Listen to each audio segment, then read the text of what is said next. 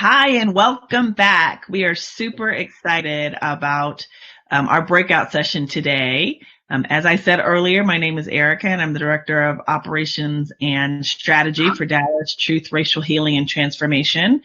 And for you, this pre-lunch break, I have the honor of introducing our speaker today. She is the co-founder for Soul Rep Theater. Her name is Miss Anyika Herod, and I sit on her board, and she's an amazing, phenomenal Black woman who is leading in the arts and culture space.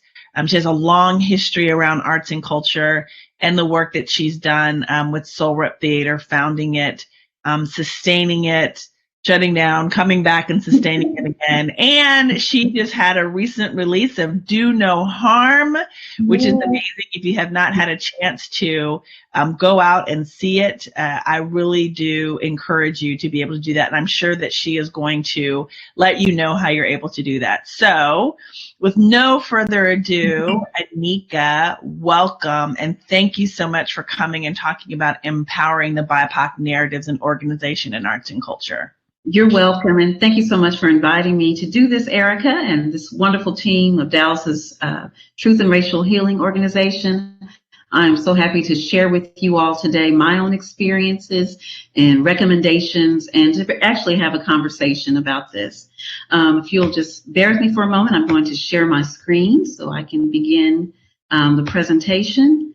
You won't see me during this, but you will hopefully hear my voice. Okay, so hopefully everyone can see the screen. So I want to talk today about empowering BIPOC voices. And BIPOC voices, of course, are, Black, Indigenous, people of color who are artists, but who also might run arts organizations like myself. So my journey, there's a saying, to be young, gifted, and Black, that was inspired by a song by Donny Hathaway. And also that was made into a play inspired by Lorraine Hansberry. So I want to talk about that. And this gifted and Black can also be substituted with gifted and brown, gifted and Indigenous, gifted and a person of color. So my journey, I was one of those children who was an artist from the get-go.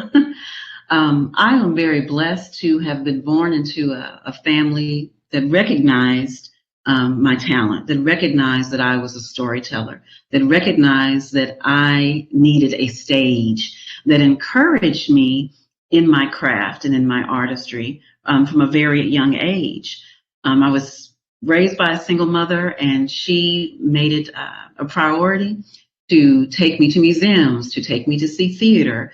A lot of this was free or low cost activities, to put me in programs that would expose me to different things that I had interests in. For the most part, it was writing or acting or something dealing with movement. I think the most important thing that we need to understand in the effort of empowering BIPOC people, BIPOC organizations and artists, is that those who have the power to empower must plant a seed, and they must want to share so that empowerment can truly take place. So thankfully, as I shared earlier with you, I was born into a family that cultivated my gifts, that recognized them, and exposed me to things that can continue to nurture me as a writer, to nurture me as a young theater artist. I also had the privilege to attend Arts Magnet High School here in Dallas, Texas, where I am from, which was specifically to continue that nurturing of my artistry. And from there, I went on to an HBCU, a historically Black college and university that had a wonderful theater program, Prairie View A&M University, which continued to help me build on my foundation as an artist. And then from there, I went to graduate school to California Institute of the Arts to once again even further my education and development as an artist. But something happened to me at CalArts.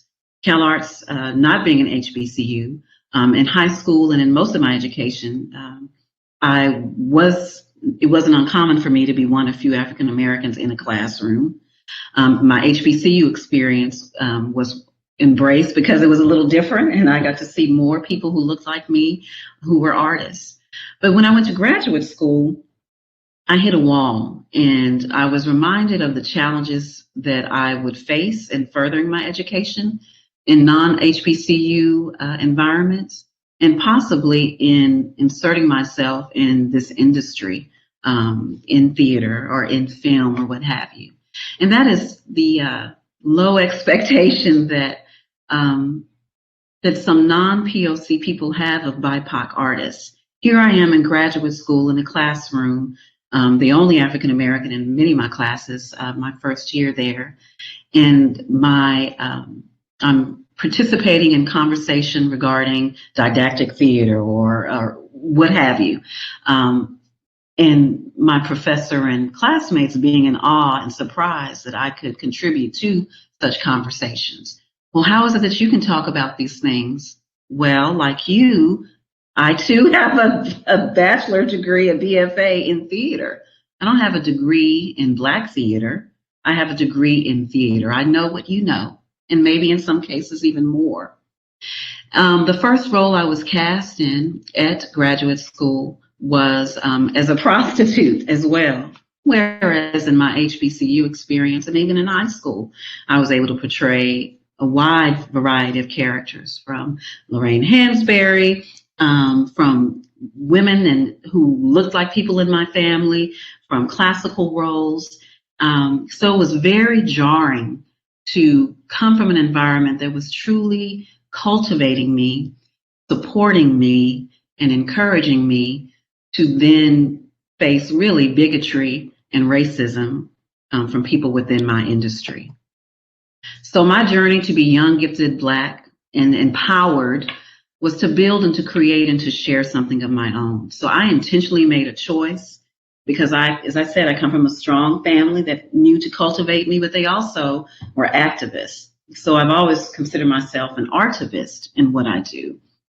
And so for me, I chose not to subject myself to such indignities, to the challenges I faced when I returned home to Dallas and auditioning and hoping, I'll get this one Black role that the local regional theater is offering that's available to me. I chose to create opportunities for myself. And this is a photograph of me and the other two co-founders of Soul Rep Theater Company, Gwina Bennett Price, who I went to high school with, and Tanya Holloway, who I met at Prairie View A&M University. And all three of us returned home to find that there was no longer a Black theater company operating in our city, Black theater companies that had really shaped us in our early years as artists. And so we were challenged and shocked and appalled by that, but felt that it was our opportunity, based on the training that we had, based on what we knew we had to offer our community and what we had to offer as artists. We decided to build something and not wait for something to be done, wait for opportunities to be created. So really an ideal theater company is one in which you have a company of artists who are creating together, sharing, directing, acting, performing, encouraging each other in their work. And that is what we did 25 years ago as 25-year-olds, founded Soul Rep Theater Company, which is now in its 25th anniversary season. And so for 25 years, instead of me and either of us struggling to be seen, to be heard, to share our work with other companies, to grow in that way and dependent on others to value what we do, we chose to value ourselves and build something of our own for our community, for us, by us. So for 25 years, Black art, Black narratives, Black joy, Black families, Black history, Black love, Black struggle, Black brilliance, and Black lives have always mattered to us. It is who we are. It is what we are committed to building. And it has been a privilege to do so. And there have been challenges, and that is what we're about to speak with. There have been strengths and challenges. There's strength, struggle, and opportunity now in our country, in the wake of this pandemic, as artists, as BIPOC artists, and then the civil unrest that we've experienced in 2020, but it really is nothing new. It just came to a head. Some of you may be familiar with August Wilson's brilliant speech to the Theater Communications Group in the mid-90s, The Ground on Which I Stand, in which he was calling out American theater for being racist and closed-minded in its development and support of Black and other artists, POC artists of color in our country. And there have been some gains, but there have been just continued practices that are very oppressive and repressive of Black and BIPOC artistry. And so with 2020 and all that came with it, BIPOC Broadway artists, you may have heard, penned a letter, Dear White American Theater, that hearkened to August Wilson's call to action, call for change so many years ago, reiterating that and making a stand and a demand that things change. We also saw the formation of many BIPOC arts organizations last year. So here in Dallas, Soul Rep, in partnership with Academia Theater Company, the Bishop Arts Center, and Teatro Dallas formed a BIPOC arts organization so that we can come together, we can collaborate, we can advocate for each other, and for fellow artists of color. You know, it's important that we have a voice of our own. We saw in this past year, you know, artists and people demanding equity in the streets, in the boardrooms, and in council chambers, in funding and in support of BIPOC organizations and BIPOC artists in our work. And then we've also seen some strategic collaboration across the board among various BIPOC arts organizations, and then also with some open-minded non-BIPOC organizations who are being very thoughtful and intentional in opening their doors and sharing resources and collaborating with BIPOC artists, which is long overdue. But I will just say this, of this list of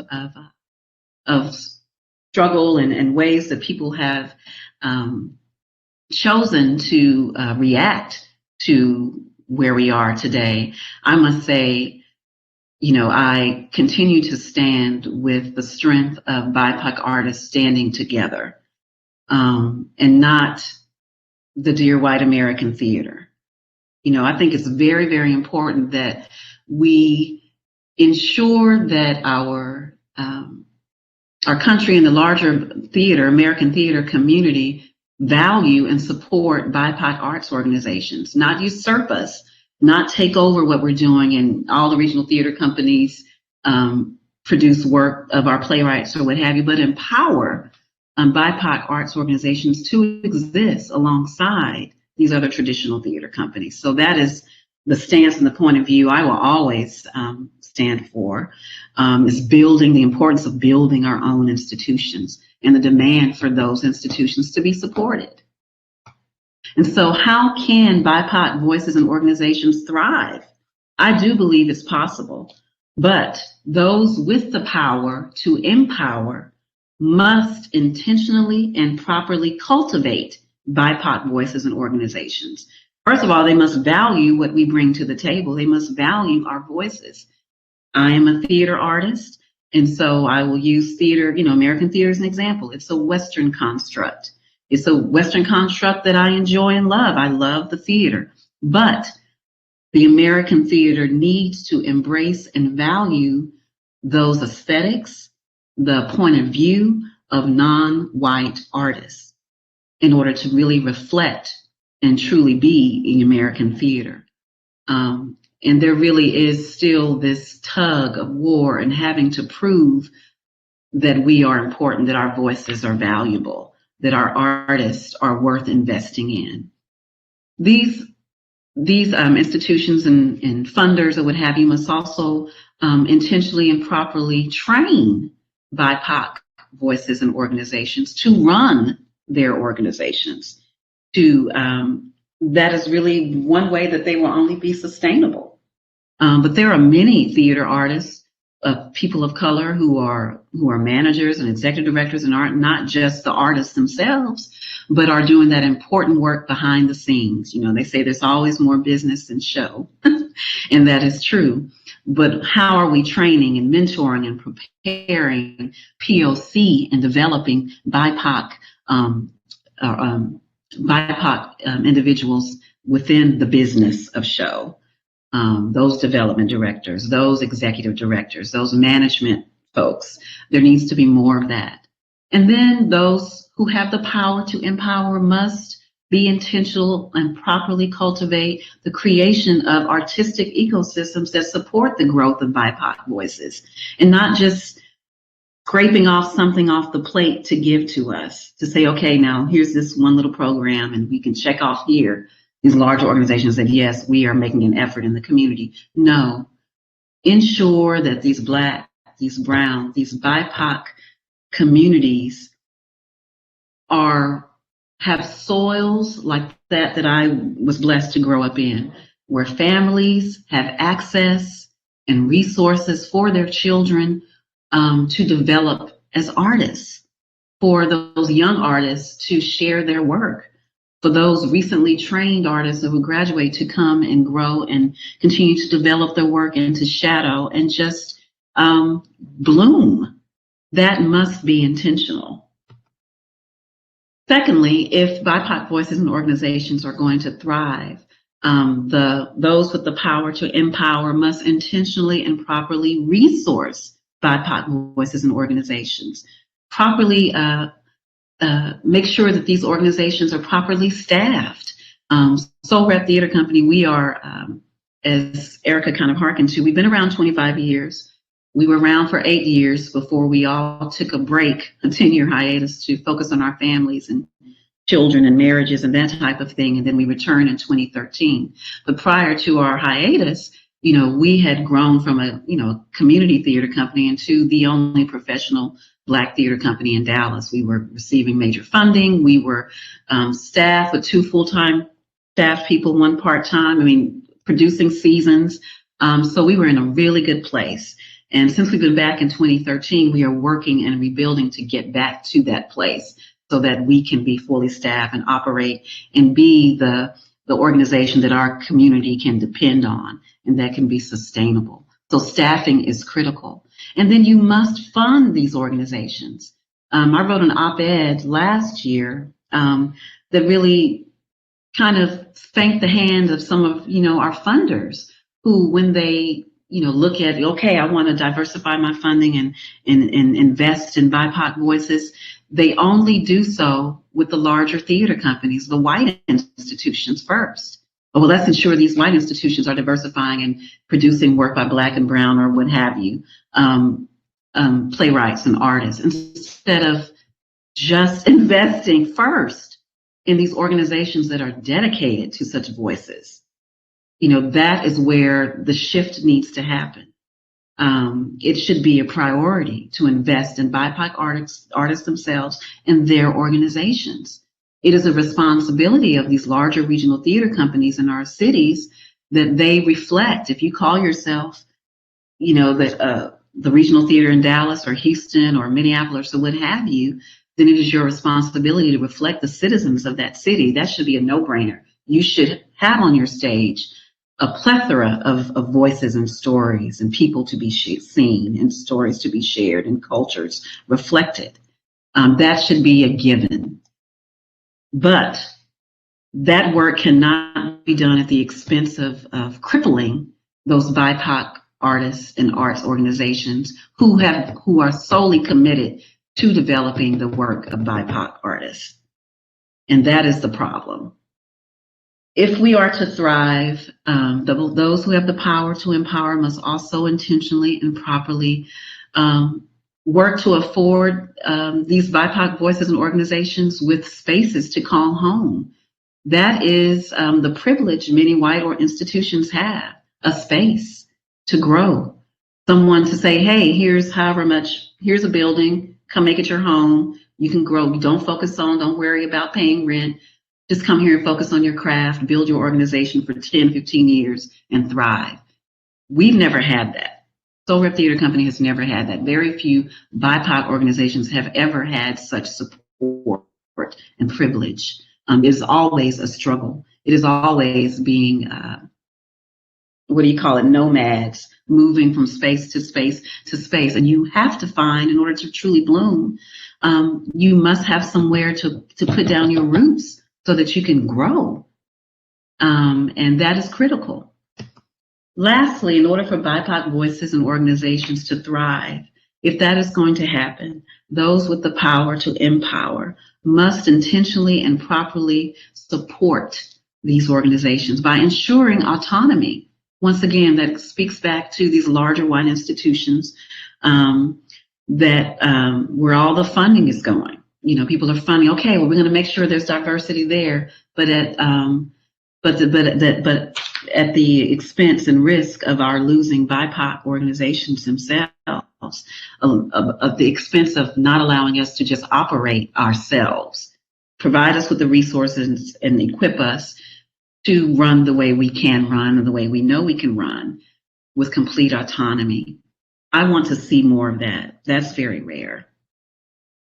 Those with the power to empower must also advocate for BIPOC voices and organizations, whether that's collaborating with them or, recognizing, wanting these BIPOC organizations to succeed outside of them.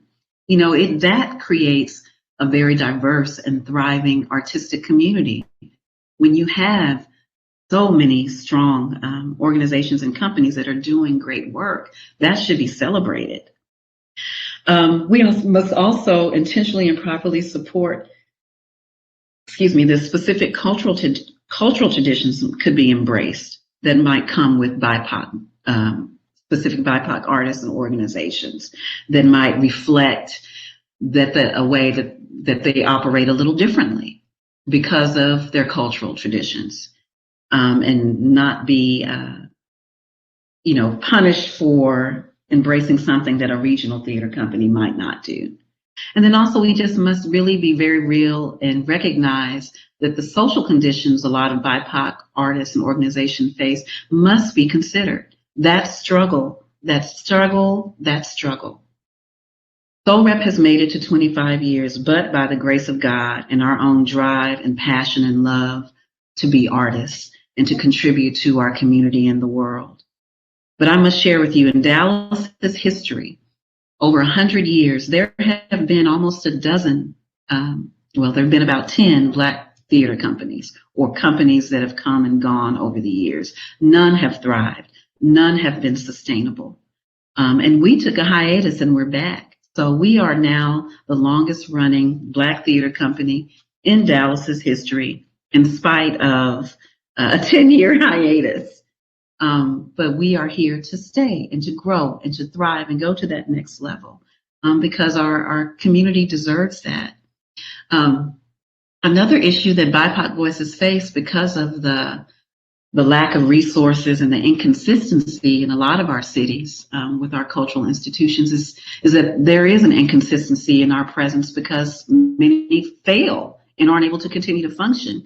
And so our neighbors, the community that we are actually creating our work for, are not accustomed to going to a certain building or a certain place to experience live theater or dance or what have you on a consistent basis. That legacy isn't there. And so we must also carry the realistic burden, the burden that is our reality, of having to do extra work to cultivate our audiences, to bring about some kind of normalcy in what we offer the communities. And that is a direct result of unjust practices in the American theater. And so I say all that to say that Soul Rep is still here. We are proud to still be here and producing. It is our 25th anniversary season. We are in the midst of a pandemic, but we did not even blink once to think that we would not produce this season. So we have moved to a completely virtual season, kicking off our first production last September, a collaboration with our sister company, Autonomy Theater here in Dallas, a co-production of Diella Lander Smith's My Red Hand, My Black Hand that we produced as an audio play. And what a wonderful, beautiful experience that was. It really stretched us. It really allowed us to partner more with other artists in our community. And it was just an amazing experience. And we are now streaming live Do No Harm, which is a play that, a world premiere play that my newest work that is being, it's a co-production with SMU's Perkins School of Theology. And so we filmed this play, and I'm going to show you just a brief clip of it. Hopefully you can still see my screen. And I hope you can hear as well.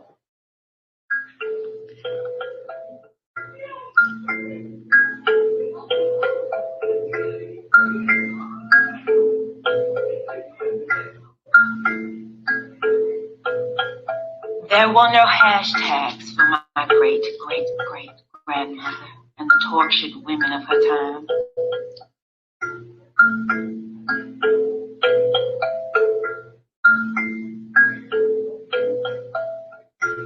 Only knowing looks of shame mingled with rage and pain. On these shores, we have always been objects of the inanimate kind.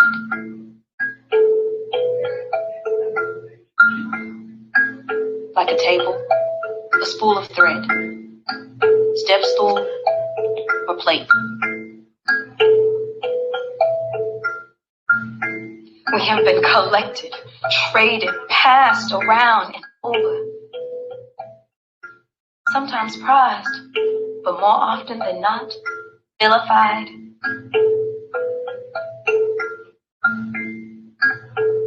And violated.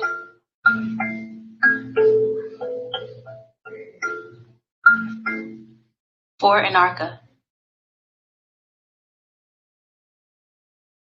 Betsy,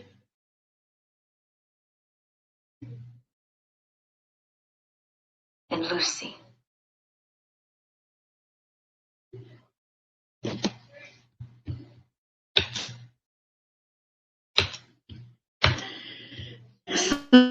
So it is important that we tell our stories. I want to encourage the BIPOC artists that are with us today to press on, particularly in these times. Our narratives are important. Controlling our narratives, it's important.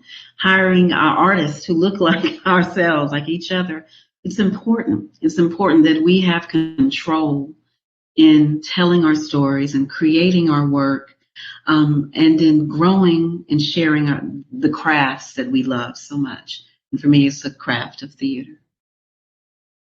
So I want to thank you today for having me. And I'm just going to open the floor. I would really love for us to just have a conversation. So are there any questions? I'll stop sharing my screen now so you can see my face. Anyika, thank you so much. We so appreciate you. There were a couple questions that did come up. In this process, talk about the effect of COVID on the BIPOC community, and specifically about soul, how you overcame that during this time.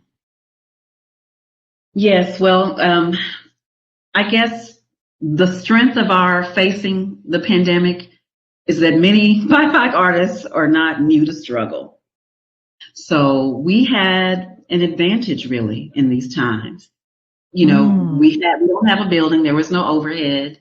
We're small. So we weren't really impacted as greatly as some larger organizations. So this pandemic was an opportunity for us to just continue doing what we do, which is to create and operate, but to do so in a new way and to stretch ourselves. And so we intentionally embraced filming. We intentionally embraced, audio plays. We intentionally embraced reaching out to other partners to collaborate on and telling these stories well. So that was the beautiful opportunity in all this. I'm serious when I say at no point were we like, this is horrible, what are we going to do? It was never that. It was like, okay, we're going to have this season. We're going to produce this season, and what will it look like? And particularly because in times of crisis, our communities are affected more. BIPOC communities are affected. We get the short end of the stick.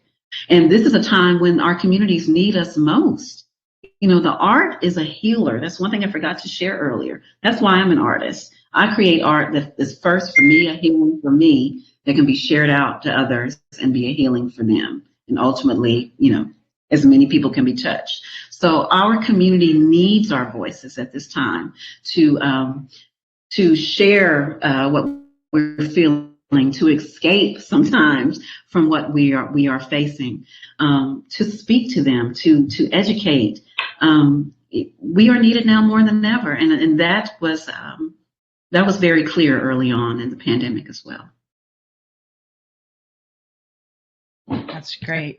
So another question that came up is, have you seen in this time that there are more non-BIPOC organizations that are seeking out collaboration with your organization? And what do those collaborations look like? You spoke about SMU.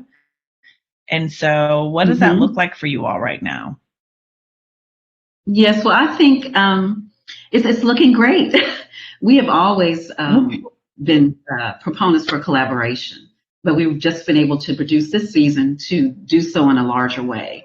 So it's really looking at where we are lacking resources and where we need resources for collaboration. And then those organizations we're partnering with, it's like, well, where are they deficient in a resource that we can provide? And so it's been like a win-win situation there, which is great. So SMU, I was commissioned to write Do No Harm by a professor, a theologian at SMU, for an organization she's a part of. And so it has lived beyond what it was intentionally to be performed at a conference last year to being a part of our season and filmed. There will be lectures around ethics and medicine as the theme of Do No Harm. It's it's based on 3 enslaved women who were experimented on by the man deemed the father of modern gynecology. So this is me imagining and humanizing these 3 women who he mentions casually in his autobiography. Dr. Jamirin Sims. So it's an important story to share.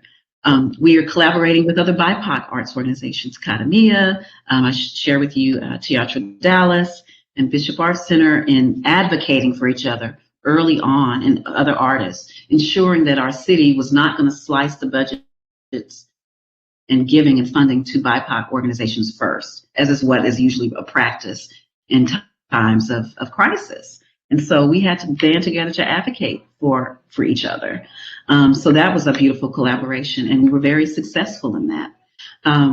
We are partnering with another local university, Weatherford College, who is in need of an arts organization to partner with, so their students can shadow professional artists, professional arts administrators, and that has been a win-win for us. They have a space that we could utilize for filming some upcoming projects.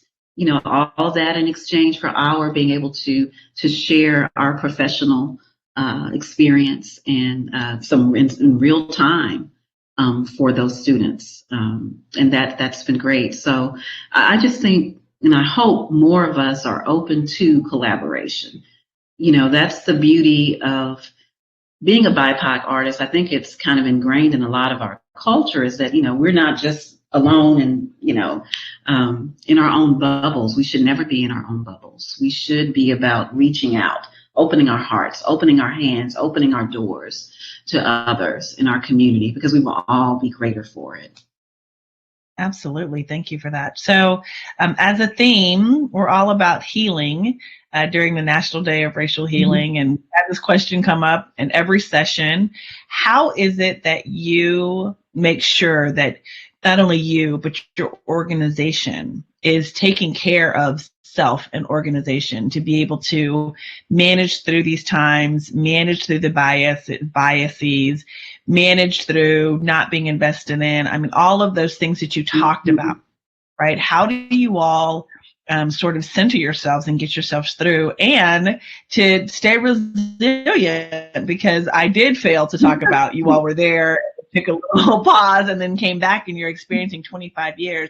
There's something there that gets you through. right? And so what is that for you all?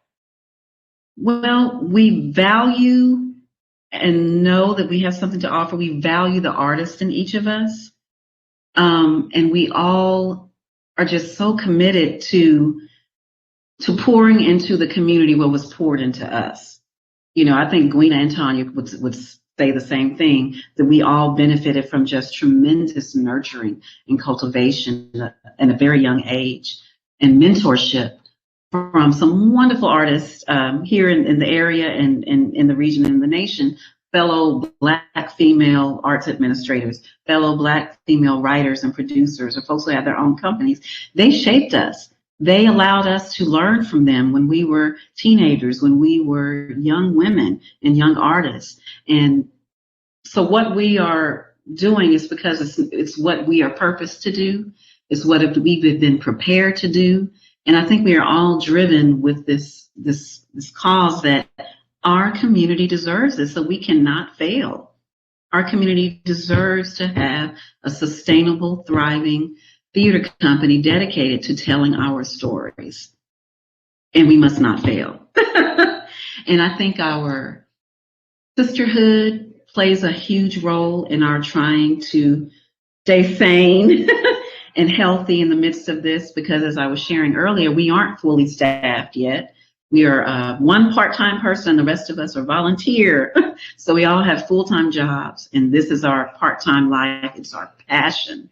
It is truly our passion, and so we are pacing ourselves for this next phase of growth. So we make sure that we check in with each other as mothers, as wives, as fellow artists. You know, we are a tribe of women with super supportive husbands who support us in this work and collaborate with us, and uber talented children who also support us and are contributors to this work as well. So it's something I think Soul Rep lives beyond any of us individually. It is something that we all take ownership of, and it is something that we hope our community takes ownership of as well. So, you know, art exists really to heal, to give a voice, to educate, to uplift and inspire. You know, and our calling ourselves Soul Rep, our tagline is that we do what we do for the imagination, for the spirit and the soul of each person that we touch. Wow.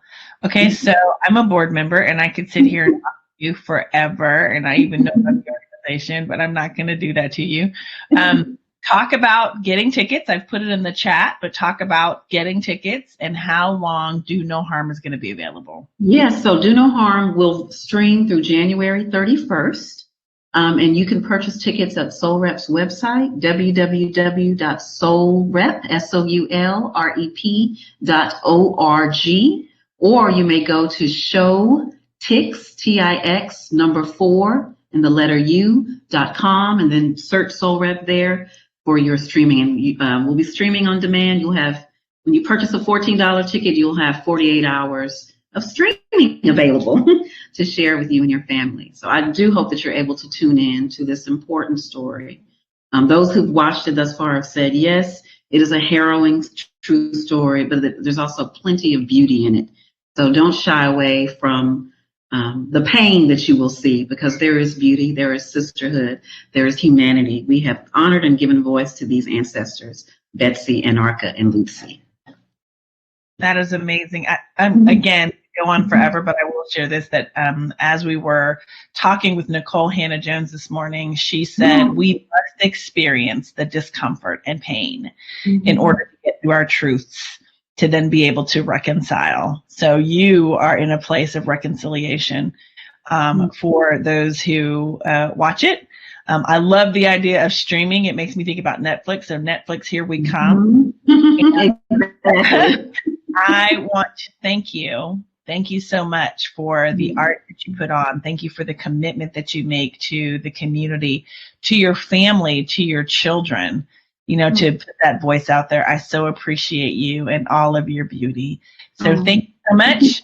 We are going to wrap up and head back to the main stage. So for those of you who are watching, you have a break. and then we'll be back on the main stage at 12 o'clock.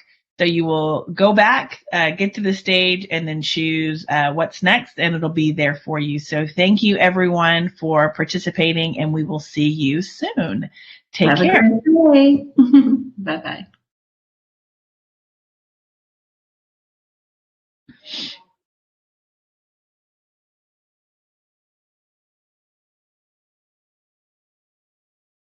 Hey, family, I ordered lunch for us. It's coming.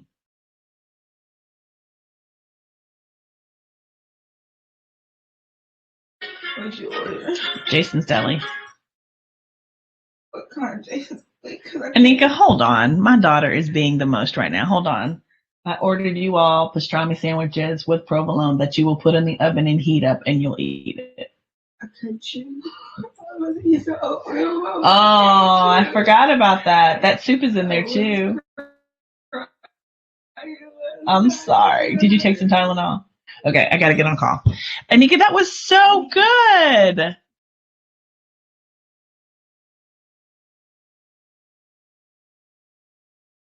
Girl, okay, so you need to get in that element much more often. That is the problem, that you are not in that element.